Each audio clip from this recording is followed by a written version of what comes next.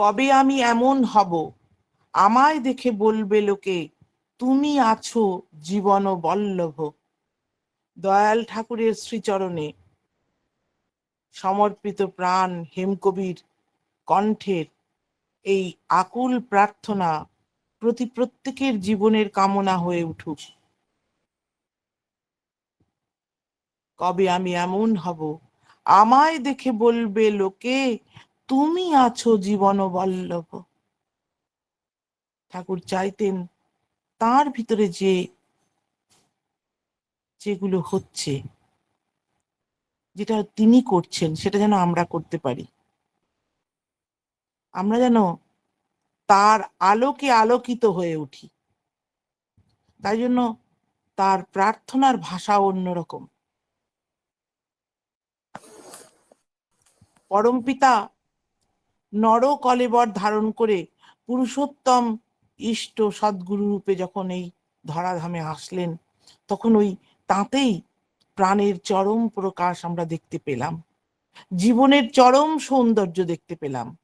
আবার প্রেমের ঘনীভূত রূপ, সেই তিনি তার নিজের স্বরূপই সকলকে দিতে চান, নিজের স্বরূপেই কিন্তু সকলকে পেতে চান। তাই কবি বলছেন, কবে আমি এমন হব, আমায় দেখে বলবে লোকে, তুমি আছো জীবন বল্লভ। তার অমীয় সংস্পর্শ প্রতিটি জীবনকে তাই আপন রঙে রাঙিয়ে তুলতে চায়। এমনই জীবন বল্লভ পরম দয়াল শ্রী শ্রী ঠাকুরের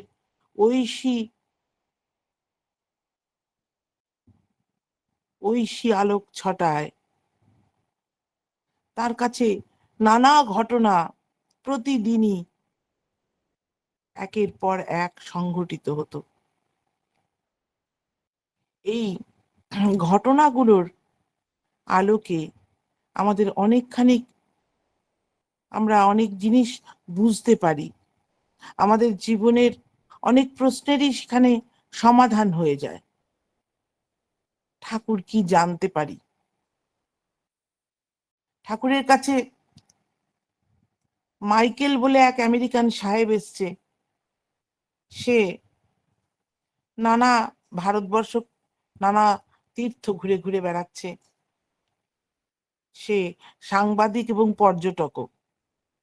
তো ঘুরতে ঘুরতে বৈদ্যনাথ ধামে এসে শুনেছে যে ঠাকুর আছেন এখানে। তা সে আশ্রম পরিদর্শনের জন্য এসছে। প্রথমে ঠাকুর বাড়িতে ঢুকতেই আমাদের হরিনন্দন দার একটা যাজন চৌকি ছিল।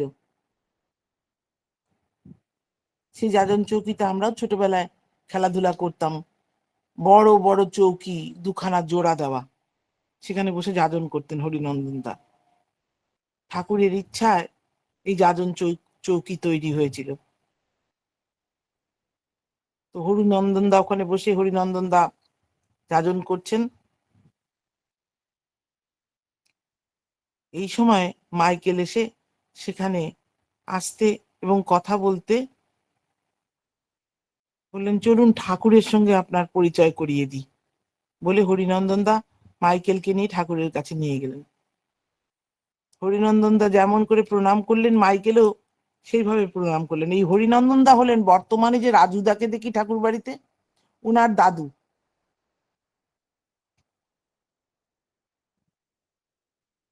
ঠাকুরের সঙ্গে তখন ঠাকুর বাড়িতে মানুষজন খুবই কম, গিনাচুনা মানুষজন। ঠাকুরের কাছে প্রণাম করার পরেই মাইকেল কিছুক্ষণের মধ্যেই বলল, একটা প্রশ্ন রাখলো ঠাকুরের কাছে, যে আমি এমন একটা দেশে বাস করি যেখানে মানুষের কাছে সব জিনিস আছে, পয়সা কড়ি টাকা, কোনো কিছুর অভাব নেই। ডলারের ভাষা তারা বোঝে। আপনার সঙ্গে যে আমি 5 মিনিট কথা বলছি, তাতে চিন্তা করছে কত ডলার পাবো। ধ্যান পূজা বা আধ্যাত্মিক চিন্তা করবার তাদের কাছে সময় নেই, অথচ শান্তি পেতে চাচ্ছে। সামনে অনেক সমস্যা। এই যে অন্তর্জালায় ভুগছে যে মানুষগুলো, তাদের শান্তি পেতে গেলে আমাদের কি কর্তব্য যদি দু এক কথায় বলেন, তাহলে খুব কৃপা হয়। সকল মর্যাদার মানদণ্ড স্বরূপ পুরুষোত্তম ঠাকুর মাইকেলের এই যে বলল, এক দুই কথায় শুনি বুঝিয়ে দেন, ঠাকুরও এক দুই কথায় বললেন, বি কনসেন্ট্রিক, সুকেন্দ্রিক হও। এইটুকু বলে ঠাকুর চুপ করলেন। মাইকেল জিজ্ঞাসা করলেন, আমি ঠিক বুঝতে পারলাম না। ভেবেছিলেন এক দুই কথায় বুঝতে পারবেন। তখন ঠাকুর বললেন, can you be concentric without a centre? তুমি কি কেন্দ্র ছাড়া সুকেন্দ্রিক হতে পারো? মাইকেল বলল, না। ঠাকুর তখন বললেন যে, to be concentric you must have a centre, and that centre I mean be a living centre. সুকেন্দ্রিক হতে গেলে তোমার একটা কেন্দ্রের দরকার, আর আমি মনে করি সেই কেন্দ্র অবশ্যই একটা জীবন্ত কেন্দ্র হওয়া উচিত। ঠাকুরের কথা শুনে মাইকেল বললেন, ঠিক আছে, তাহলে আমি আমার কেন্দ্রে, জীবনের কেন্দ্রে হেনরি ফোর্ডকেই বসাচ্ছি। কারণ হেনরি ফোর্ড তখন ফোর্ড গাড়ি বিক্রি করে প্রচুর পয়সার মালিক, আর মাইকেলও সেই ডলারের পাকে নিমজ্জিত সেই পশ্চিমের দেশের মানুষ। হেনরি ফোর্ডকেই তাহলে আমি জীবনের কেন্দ্র মানি। ঠাকুর সঙ্গে সঙ্গে বললেন, you will be Henry Ford then, because a man is shaped and fashioned by what he loves. You cannot be Jesus, the emblem of peace and progress. তাহলে তুমি হেনরি ফোর্ডই হবে, কারণ যে যাকে ভালোবাসে তার মতনই আকার পায়, রূপ পায়। তুমি শান্তি এবং সমৃদ্ধির মূর্ত প্রতীক, যে যীশু খ্রিস্ট, যে শান্তি তুমি পেতে চাচ্ছ তার মতন হতে পারবে না। ঠাকুরের এই কথা শুনে মাইকেল চুপ করে বসে থাকলো। ঠাকুর কথা বলতে বলতে একজনকে বললেন, বাণী লিখবি? বাণী লিখতো। ঠাকুর ইংরেজিতে বাণী দিলেন ডেমোক্রেসির উপরে। তার শ্রীমুখ থেকে তখন ডেমোক্রেসির উপর বাণী বেরোচ্ছে। বাণীটা শোনার পরে মাইকেল বলল যে, ডেমোক্রেসির সমস্ত বিশেষত্বের সঙ্গে সঙ্গে এই বাণীর মধ্যে এত অপূর্ব বাণীটার মধ্যে এমন কিছু তথ্য আছে, বর্তমান ডেমোক্রেসির মধ্যে এর যথেষ্ট, ডেমোক্রেসি বলতে যা বোঝায় তার যথেষ্ট অভাব আছে। আর আমার মনে হয় দেশ সমাজে সমস্ত বিকৃতির কারণ এটাই। তার এই বাণীটা খুব ভালো লাগলো, ঠাকুর যে ডেমোক্রেসির উপর যে বাণী দিলেন। তারপরে প্রণাম করে হরিনন্দন দার সঙ্গে সঙ্গে চলে গেলেন। এখানেই শেষ নয়, এরপরে পরের দিন মাইকেল আবার এসেছে। ঠাকুরের কাছে যে একবার আসতো না, তাকে বারবার আসতে হতো। ঠাকুরের প্রতি ভালোবাসা, টান মানুষকে টেনে টেনে নিয়ে আসতো। সে কি আকর্ষণ, যে জানে সে জানে। হরিনন্দন তার ঘরে পরের দিন এসেছে মাইকেল। মাইকেল কে দেখেই হরিনন্দন দা বললেন, মাইকেল, তোমাকে এত উদাস কেন দেখাচ্ছে? You look so sad. তোমাকে এত উদাস কেন দেখাচ্ছে? মাইকেল কোনো উত্তর না দিয়ে বলল, চলুন না ঠাকুরের কাছে যাই। ঠাকুরের কাছে যাওয়ার পথে মাইকেল হরিনন্দন দার ওই যাজন চৌকি থেকে পার্লার ঘর পর্যন্ত যেতে যেতে মাইকেল বললেন, না, কাল রাত্রে আমি একটা স্বপ্ন দেখলাম। স্বপ্নটা মনে নেই আমার, কিন্তু স্বপ্নের শেষে একটা লাল আলো এবং বোল্ড লেটারে বড় বড় অক্ষরে লেখা লাভ। পুরো স্বপ্নটা যে কি দেখলাম তার জন্যই আমি অস্থির হয়ে উঠেছি। শুধু লাভ শব্দে আমি কি বুঝবো? আমি সেজন্যই ঠাকুরের কাছে এসছি। বলতে বলতেই ঘরে ঢুকে ভূমিষ্ঠ হয়ে প্রণাম করছে। কোনো কথা ঠাকুর না বলেই তাদেরকে দেখেই ঠাকুরের শ্রীমুখ থেকে বেরিয়ে এলো। হরিনন্দন দার দিকে মুখ করে বলছেন, লিখবে নাকি? হরিনন্দন দার সঙ্গে সঙ্গে নোট বই বের করে লিখতে লাগলেন। ঠাকুর এক নাগাড়ে বলে চলেছেন, be concentric with every urge for love. Love is life, love is faith, love is Lord, Love is lead to active progress. Love is God and his incarnation. সুকেন্দ্রিক হও প্রেমের সক্রিয় আবেগে। প্রেমই জীবন, প্রেমই বিশ্বাস, প্রেমই জ্ঞান, প্রেমই পথ সক্রিয় উন্নতির। প্রেমই ঈশ্বর এবং তাঁর মূর্ত স্বরূপ।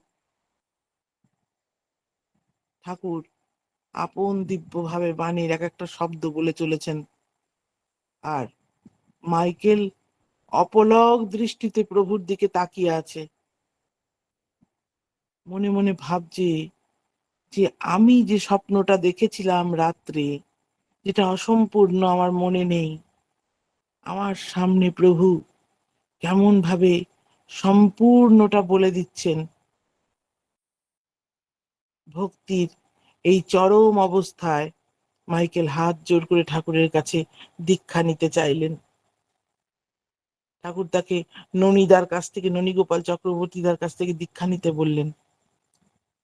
দীক্ষা নিলেন মাইকেল, নিয়ে ননীদার সঙ্গে ঠাকুরের কাছে আসলেন। এসে ঠাকুরের কে প্রণাম করে তার নিজের হাতের সোনার ঘড়িটা অর্ঘ্য হিসাবে ঠাকুরকে দিলেন। দীক্ষা প্রণামী স্বরূপ তার দেওয়াই সোনার ঘড়িটা মাইকেলের কাছ থেকে ঠাকুর নিজের হাতে নিয়ে জিজ্ঞাসা করলেন, এই ঘড়িটা কার? মাইকেল উত্তরে বলল, আপনার। ঠাকুর আবার জিজ্ঞাসা করলেন, এটা আমি যাকে ইচ্ছা দিতে পারি কি? মাইকেল সঙ্গে সঙ্গে বললেন, নিশ্চয়ই। ঠাকুর তখন মাইকেলের বাঁ হাতটা নিজের হাতে নিয়ে স্বয়ং আপন শ্রীহস্তে তাকে ঘড়িটা পরায় দিলেন। পড়াতে পড়াতে বলছেন, do not lose it, do not give it to anyone, this will carry my memory in you. এটা হারিও না, কাউকে দিও না, এটা সব সময় তোমাকে আমার কথা মনে করিয়ে দেবে।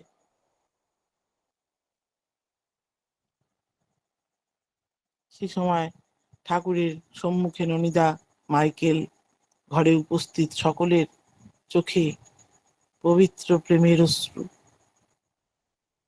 সবাই মনে মনে ভাবছে মাইকেলের পরম সৌভাগ্যের কথা, যে পরম পিতা পুরুষোত্তম তাকে হাতে ঘড়ি পরিয়ে দিয়ে বলছেন, এটা সব সময় তোমাকে আমার কথা মনে করিয়ে দেবে।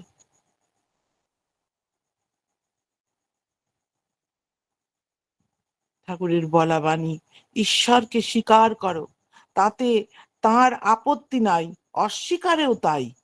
কিন্তু তাকে তপানুচর্যার ভিতর দিয়ে যতখানি আপন করে তুলতে পারবে সুকেন্দ্রিক তৎপরতায়, তিনি তেমনি তোমার বোধি দৃষ্টিতে উদ্ঘাটিত হয়ে উঠবেন। তার মানে সুকেন্দ্রিক না হলে জীবনে তাকে গ্রহণ করা, তিনি যদি আমার জীবনের কেন্দ্রবিন্দু না হন, তাহলে আমার জীবন বৃত্ত অসম্পূর্ণ থেকে যাবে। কোনো মানুষকে একটা বৃত্ত যদি আঁকতে দিই, বৃত্ত আঁকতে পারবে না যতক্ষণ না সে একটা কেন্দ্রবিন্দু মধ্যেখানে তৈরি করে। তাহলে আমাদের জীবন বৃত্ত কি করে কমপ্লিট হবে যদি কেন্দ্রবিন্দু তৈরি না হয়? আর সেই কেন্দ্রবিন্দু ঠাকুর যদি বসে থাকেন, জীবন কত সুন্দর হবে।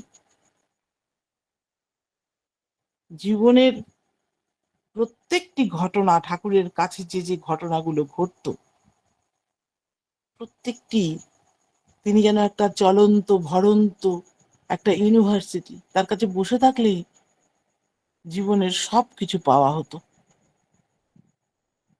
আমার বাবাকে ঠাকুর বলেছিলেন কলকাতায় গিয়ে পড়াশোনা করতে। বাবার ভাল লাগতো না কলকাতা, বাবা দৌড়ে দৌড়ে ফিরে আসতেন। পণ্ডিতের ভাল লাগে না, বাইরে কোথাও ভাল লাগে না এই জায়গা ছাড়া। ঠাকুর চাইতেন আমরা পড়াশোনা করি, আমরা জীবনে দাঁড়াই, যোগ্য হয়ে উঠি। কিন্তু ঠাকুর ছেড়ে আমার বাবার ওই যোগ্য হয়ে ওঠার ইচ্ছাটা খালি ঠাকুরের জন্যই হতো, যে ঠাকুর চান বলে পড়াশোনা করব।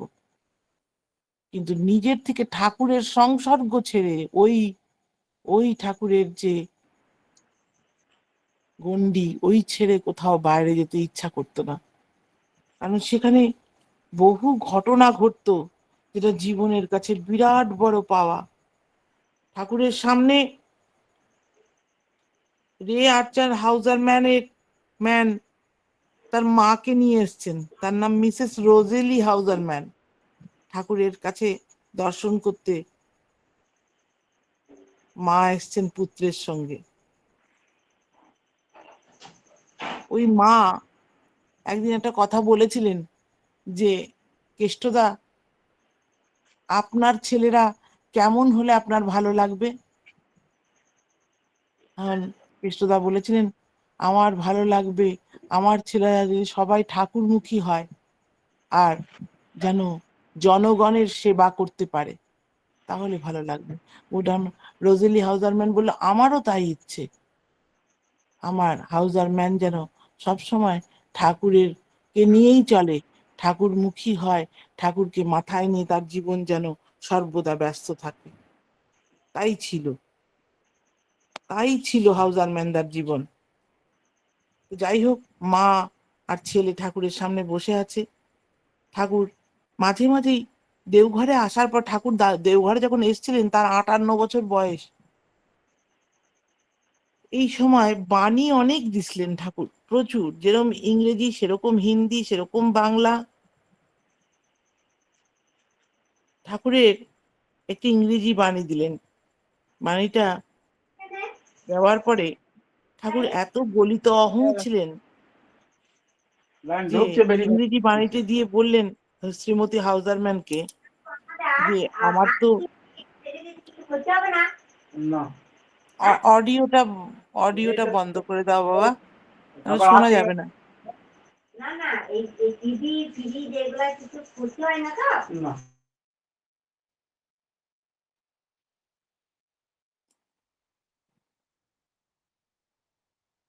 ঠাকুরের ঠাকুর বলছেন শ্রীমতী হাউজারম্যানকে, আমার তো গ্রামার বা ভাষা জ্ঞান ঠিক নেই, আপনি একটু ঠিক করে দেন। ঠাকুরের কওয়া বাণীটা হচ্ছে, ন্যারো মাইন্ডেড সেলফিশ আর জেনারেলি ফুলস, সংকীর্ণ মনা স্বার্থপর প্রায় মূর্খ হয়। ঠাকুরের শ্রীমুখ থেকে নিঃসৃত বাণীটি ঠিক করে দেওয়ার কথা তাঁরই মুখে শুনে মিসেস হাউজারম্যান একটু চিন্তায় পড়ে গেলেন। চিন্তা করে বললেন, Thakur, selfish R generally fools is enough, there is no need of ornamentation in the verses of great men like you. ঠাকুর, স্বার্থপর প্রায় মূর্খ হয় এটাই যথেষ্ট, আপনার মতন মহামানবগণের বাণীতে অলংকার করবার কোনো দরকার নেই। ঠাকুর বলেছিলেন, ন্যারো মাইন্ডেড সেলফিশ আর জেনারেলি ফুলস। আর রোজেলি হাউজারম্যান কি বলল? সেলফিশ আর জেনারেলি ফুলস। ঠাকুর বলেছিলেন সংকীর্ণ মনা স্বার্থপর প্রায় মূর্খ হয়, রোজেলি হাউজারম্যান বলল স্বার্থপর প্রায় মূর্খ হয়। এটাই যথেষ্ট, আপনার মতন মানুষের এর মধ্যে কোনো অলংকার দেওয়ার দরকার নেই। এই কথা শুনে ঠাকুর হাউজারম্যানদার মাকে বললেন, আমি তো মূর্খ মানুষ, আপনারা শিক্ষিত মানুষ, যেমন ভালো বোঝেন ঠিক করে দেন, যাতে কোনো ভুল ত্রুটি না থাকে। ঠাকুরের একজন অন্তরঙ্গ অনুগত ভক্ত শিষ্য শরৎ হালদার দা, তিনি সৎসঙ্গের পরবর্তীকালে প্রেসিডেন্ট হয়েছিলেন, ঠাকুরের সামনে বসে আছেন। তিনি ঠাকুরের বাংলা কথার ইংরেজিতে তর্জমা করে মিসেস হাউজারম্যানকে বুঝিয়ে বুঝিয়ে বলছেন। ঠাকুরের কথা শুনে মিসেস হাউজারম্যানের ওই বাণীটার সংশোধনের কথা শুনে তিনি আর চুপ করে থাকতে পারলেন না। তিনি টক করে ঠাকুরকে সঙ্গে সঙ্গে বললেন, আপনি কি ভেবে সেলফিশ শব্দের আগে ন্যারো মাইন্ডেড কথাটা যোগ করলেন?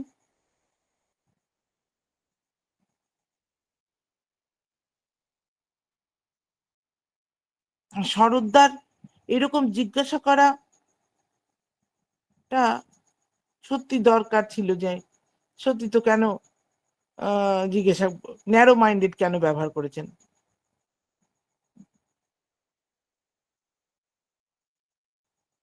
মাতৃভাষা বাংলা এবং ইংরেজি সাহিত্যে সমান জ্ঞান সম্পন্ন শরৎদা ঠাকুরের শ্রীচরণে সবসময়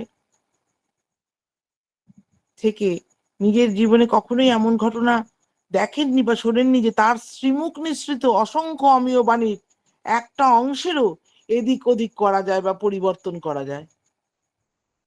শরৎদা যখন বললেন যে আপনি কি ভেবে সেলফিশ শব্দের আগে ন্যারো মাইন্ডেড কথাটা যোগ করলেন, শরৎদার এই কথা শুনে ঠাকুর বললেন, যারাই রিয়েলি গ্রেট মেন হয় তাদের সেলফ এত বড় হয় যে অন্য সেলফকে আপন সেলফ থেকে পৃথক তারা ভাবতেই পারে না।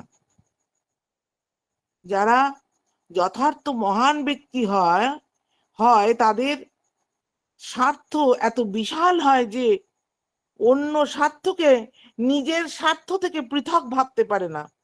তারা অন্যের সেবা সম্বর্ধনা সাধন করে,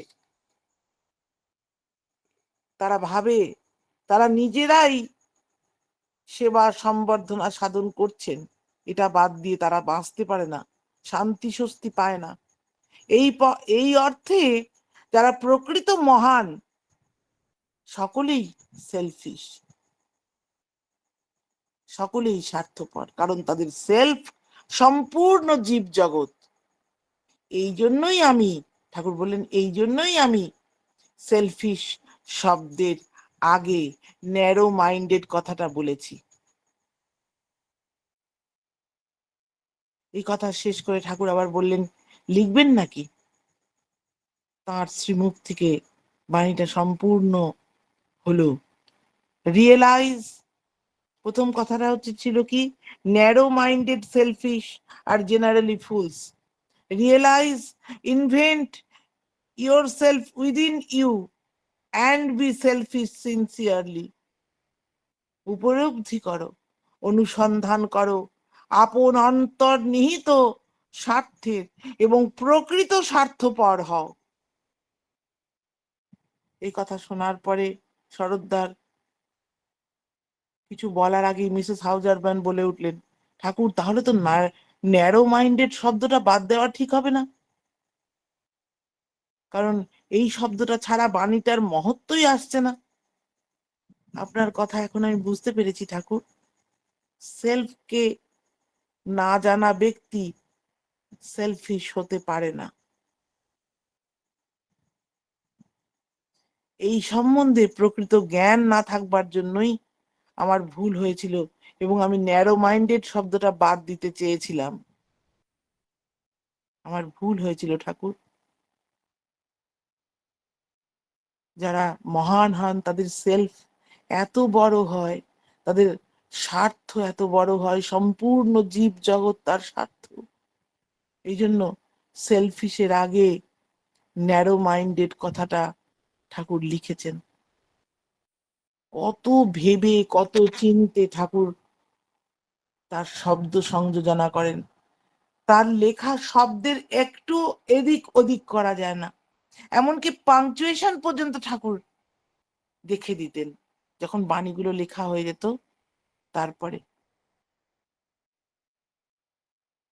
শ্রদ্ধেয় ঋত্বিকাচার্য কৃষ্ণপ্রসন্ন ভট্টাচার্য মহাশয় ঠাকুরের বাণীগুলো যখন নিতেন, তখন তিনি এত স্থির সিদ্ধান্ত ছিলেন যে ঠাকুরের কথা এতটুকু এদিক ওদিক করা যাবে না, কারণ ঠাকুর যেটা তার শ্রীমুখ থেকে বেরিয়ে আসছে সেটা এতই নির্ভুল, এত সত্য এবং এত সুন্দর যে তাকে এদিক ওদিক করা যায় না।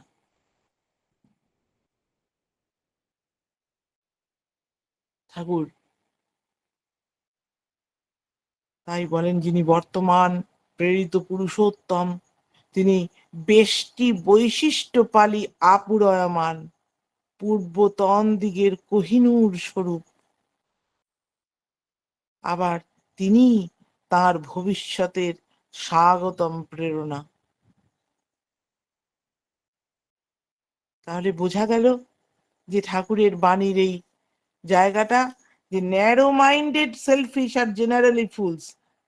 খালি সেলফিশ আর জেনারেলি ফুলস তো বলতে পারতেন, বাট ন্যারো মাইন্ডেড সেলফিশ কথাটা এই জন্য ইউজ করেছেন যে সেলফিশ হওয়াটা, কারণ সেলফ পুরুষোত্তমের এত বড় হয় সম্পূর্ণ জীব জগৎ। যারা প্রকৃত মহান সকলেই সেলফিশ, কারণ তাদের সেলফ সম্পূর্ণ জীব জগৎ। এই জন্যই ঠাকুর সেলফিশের আগে ন্যারো মাইন্ডেড কথাটা ইউজ করেছেন। ঠাকুরের প্রত্যেকটা বাণী এইরকম সুন্দর, আর কখনো গন্ডগোল নেই কোনো জায়গায়। এমনকি তার যখন লেখা হয়ে যেত, ঠাকুর বাণীগুলো আবার দেখতেনও। ঠাকুরের জীবনকে পরিক্রমা করলে বহু জিনিস জানা যায়। তিনি একটা চলন্ত ভরন্ত ইউনিভার্সিটি। কি না জানতেন, সব জিনিস জানতেন ঠাকুর। আমার কি সময় হয়ে গেছে? না গো মা, বলেন, এখন 7-8 মিনিট বলেন। ঠাকুরের কাছে বহু মানুষ আসতো, নানা রকম আর্ত, অর্থাৎ জ্ঞানী, জিজ্ঞাসু, নানা রকম মানুষ আসতো। পাগল, মহাপণ্ডিত, অহংকারী, সব রকম মানুষ আসতো। চোর, বদমাস, সব। ঠাকুর সংস্পর্শে আসলে তারা সম্পূর্ণ পাল্টে যেত। তাদের জীবনটা একটা অন্য রূপ নিত। ঠাকুরের কাছে অনেক দুষ্ট ব্যক্তিও এসছে, যারা খালি ঠাকুরের বাণীগুলোকে নিয়ে বিকৃত করে নিজেদের বাণী বলে প্রচার করে তারা স্বয়ং ঠাকুর হতে চেয়েছেন। এমন লোকও এসেছে, কোনো লোকের অভাব নেই। ঠাকুরের কাছে এরকমই একজন ছিল, তার নাম ছিল মিন্টু বোস। তার বাবা খুব ভক্ত মানুষ ছিলেন। মিন্টু বোসের অন্যান্য ভাইরা কিন্তু খুব ভক্ত মানুষ, এও ভক্ত ছিল, কিন্তু এর একটা দুঃসাহস ছিল যে যখন তখন দেবীদা যে ঠাকুরের যে অনুলেখক ছিলেন, যে দেবীপ্রসাদ মুখোপাধ্যায়, যখন তখন নিজের বাণী লিখতে তিনি আদেশ করছেন। দেবীদা তার এই ধরনের দুঃসাহসে এক প্রকার স্তব্ধ হয়ে যেত, যে আমি বাণী বলছি বলুন। পরম দয়ালের দিব্য বাণীগুলোকে যে এইরকম করত, তাকে ঠাকুর কোনো এক প্রসঙ্গে কথা হচ্ছিল, বলতে বলতে হঠাৎ ঠাকুর বললেন মিন্টু বোসকে দেখে, হঠাৎ তাকে বলে উঠলেন যে একটা বাণী দেবে নাকি? তুমি তো আজকাল অনেক জায়গায় বাণী দিচ্ছ, নানা জায়গায় নিজের সাথে সাথে অন্য কেউ রসাতলে নিক্ষেপ করে চলেছে। এইভাবে একটা বাণী দেবে নাকি? ঠাকুর ডাইরেক্ট এরকম বলছেন। এই শুনে মিন্টু বোস বেশ ভয় পেয়ে গেল। ভয়ে ঘাবড়ে তার মুখ একেবারে নিচু হয়ে দাঁড়িয়ে আছে, আর খালি মাথা চুলকাচ্ছে। মিন্টু বোস স্বপ্নেও কখনো ভাবতে পারেনি যে স্বয়ং প্রভু তাকে এরকম প্রশ্ন করে, এরকম ভাবে সামনের থেকে প্রশ্ন করবেন। তাই খুব ঘাবড়ে গেছে মিন্টু বোস। ঘাবড়ে গিয়ে হাত জোর করে তিনি দয়াল ঠাকুরকে বলছেন, আজ্ঞে আপনিই দেন। ঠাকুর কিন্তু আবার সেই আগের মতন করে মিন্টু বোসকে বলেছেন, কও না, তুমি কও না, একটু বাণী কও না, তুমি তো অনেক জায়গায় কও, একটু শুনি। মিন্টু বোস হাত জড়ো করে বলছে, আপনিই দেন না। মিন্টু বোসের অবস্থা সেই চুরি করা অপরাধী যদি বিচারকের সামনের কাঠ গড়ায় যেরকম দাঁড়ায় সেরকম। ঠাকুর বারবার তাকে বাণী দেওয়ার কথা বললেও মিন্টু বোস যখন বারবার বলছেন আপনিই দেন, তখন দয়াল ঠাকুর স্বয়ং একটা বাণীর একটা টুকরো দিলেন, এরপর তুমি বলো। মিন্টু বসুর দিকে তাকিয়ে ঠাকুর ইংরেজি বাণীর একটা অংশ দিলেন, বি নট অ্যাটেন্টিভ, মনোযোগী হয়েও না। এই কথাটা বলে ঠাকুর বলছেন এরপর কি হবে বলো তো। মিন্টু বোস এবার আরো ঘাবড়ে গেল, আগেই ঘাবড়ে ছিল, তারপরে আবার বিপত্তি হলো, ইংরেজির জ্ঞান সম্বন্ধে তার তো সেরকমই অবস্থা। আমরা শুনেছি be attentive, be not attentive, ভয়ঙ্কর ব্যাপার। এরপরে কি বলবো? মিন্টু বোসের অদ্ভুত মনে হলো, তারপর কি হবে এ কথার উত্তর তার জ্ঞানের পরিধির একদমই বাইরে। মিন্টু বোস কিংকর্তব্য বিমূঢ় হয়ে দাঁড়িয়ে আছে, কি করবে বুঝতে পারছে না, খালি বারবার একটাই কথা বলছে, আপনিই বলেন না ঠাকুর, আপনিই বলেন না। ঠাকুর এবার বললেন অন অ্যাটেনশন, এটুকু বলে তিনি মিন্টু বসুকে বললেন এরপর কি হবে বলতো, বলো তো। মিন্টু বসু তোতা পাখির মতন সে এক কথাই বলছে, আপনি বলেন।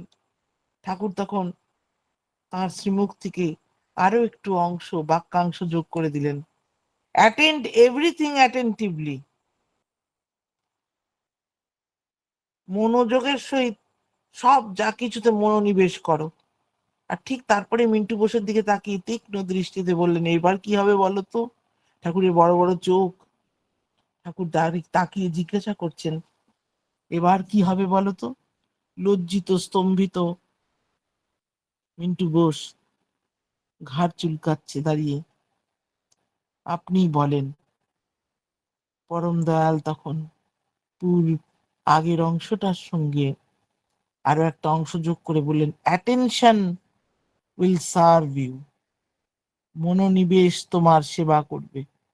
এতটুকু বলে মিন্টু বসুকে তিনি আর একবার তার পরবর্তী অংশ বলতে বললেন। মিন্টু বসুর অবস্থা তখন অত্যন্ত সঙ্গীন, তার ভিতরের শয়তান আজ এত মানুষের সামনে নগ্ন হচ্ছে, বিধ্বস্ত হচ্ছে, তার অন্তরের সমস্ত মলিনতা আজ যেন জগতের সামনে উন্মোচন হয়ে যাচ্ছে। সে কম্পিত স্বরে আবার একই কথা বলতে লাগলো, আপনি বলেন। মিন্টু বসুর কাতর স্বরে এই কথা শুনে ঠাকুর তখন শেষ অংশটি যোগ করলেন, উইদাউট ক্রিয়েটিং এনি টেনশন। এইভাবে দয়াল ঠাকুরের অপূর্ব দিব্য বাণীটির সম্পূর্ণ রূপ দাঁড়ালো, be not attentive, on attention, attend everything attentively, attention will serve you without creating any tension. মনোনিবেশে মনোযোগী হয়েও না, মনোযোগের সহিত সব যা কিছুতে মনোনিবেশ করো, মনোনিবেশ তোমার সেবা করবে, কোনো উত্তেজনা সৃষ্টি না করে। পরম দয়াল প্রভুর লীলা অপার। এই কথা যখন ঠাকুর বললেন তখন ওই যীশু খ্রিস্টের বাইবেলের কথা, beware of false prophets who come to you in sheep's clothing but inwardly are ravenous wolves. নকল অবতার থেকে সাবধান, যারা মেষের খোলস পরে তোমার নিকট আসবে কিন্তু ভিতরে তারা ভয়ঙ্কর নেকড়ে। এই মিন্টু বোস পরবর্তীকালে অনেক আশ্রম করেছিল আমেরিকাতেও। সেই মিন্টু বোসের সামনে ঠাকুরের এই বাণী দেওয়া, be not attentive, on attention, attend everything attentively, attention will serve you without creating any tension. তাই ঠাকুরের বাণী, সাবধান থেকো নকল প্রেরিতদের থেকে, তারা তোমার কাছে নম্র মেষের বেশি আসবে হয়তো, কিন্তু অন্তরে তারা হিংস্র শার্দুলের মতো। তারা অচ্যুত, সুনিষ্ঠ, সার্থক, সঙ্গতিশীল, উন্নীত চলন হারা। হবেই কি হবে? তাদের চাল চলন ও তার ফলই তোমাকে জানিয়ে দেবে তারা কি। কোনো বিষাক্ত গাছ কি কখনো পুষ্টিপদ ফল প্রসব করতে পারে? তেমনি ভালো গাছকেও খারাপ ফল প্রসব করতে কমই দেখা যায়। জয় গুরু, জয় গুরু।